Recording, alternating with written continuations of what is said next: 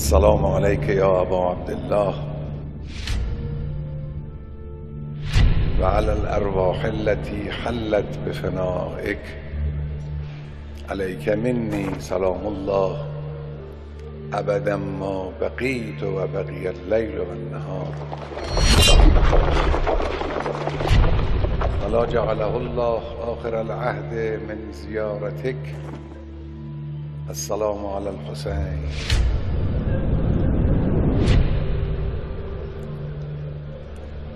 وعلى علي بن الحسين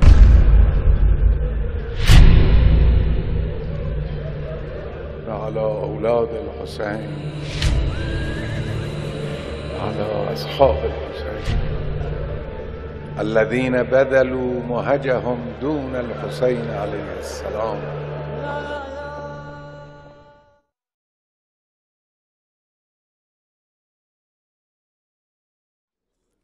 وفاداری حضرت ابوالفضل العباس هم از همه جا بیشتر در همین قضیه وارد شدن در شریعه فرات و ننوشیدن آب. البته این نقل معروفی که در همه دهانها هست که امام حسین علیه السلام ابوالفضل رو فرستادن برای آوردن آب، اون چی که من در نقل‌های معتبر مثل ارشاد مفید و لحوف ابن طاووس دیدم، اندکی با این تفاوت داره که شاید اهمیت حادثه را هم بیشتر می‌کند. در این کتاب‌های معتبر روایاتی که هست اینجوری است که در اون لحظات آخر یا ساعت آخر اینقدر تشنگی فشار آورد بر این بچه‌ها، بر این کودکان، بر این دختران صغیر، بر اهل حرم که خود امام حسین و ابوالفضل با هم به طلب آب رفتند. ابوالفضل تنها نرفت،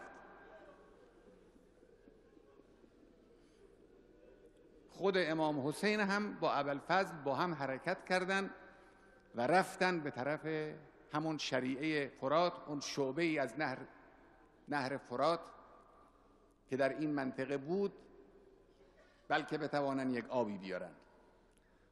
درباره جنگ این دو برادر پشت به پشت هم در میدان حرفهای خیلی عجیبی زدند. اون چنان این دو برادر شجاع و قوی پنجه، اون یکی امام حسین است در سن نزدیک به 60 سالگی، اما از لحاظ قدرت و شجاعت جزو نامآوران بی‌نظیره. این هم که برادرش ابوالفضل العباس است، با اون خصوصیاتی که همه شناختن، جوانی 30 و چند ساله، این دو برادر با هم دوش به دوش هم، گاهی پشت به پشت هم، در وسط این دریای لشکر دشمن لشکر رو میشکافند برای اینکه خودشون رو برسونن به آب فرات، بلکه بتوانند آبی بیارن. در اثنای این جنگ سخت هست که ناگهان امام حسین احساس میکنه که بین او و برادرش عباس در میدان جنگ جدایی افتاد. لشکر بین این دو رو فاصله انداختند. در همین حیث و بیسه که ابوالفضل به آب نزدیکتر شده، خودش رو به لب آب میرسانه، اونطوری که نقل میکنند مشک آب را پر میکنه که ببره برای خیمه ها.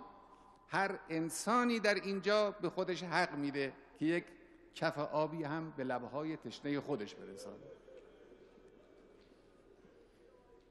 اینجا اون وفاداری خودش رو نشان داد. ابوالفضل العباس وقتی که آب رو برداشت تا چشمش به آب افتاد، فذکر عطش الحسین،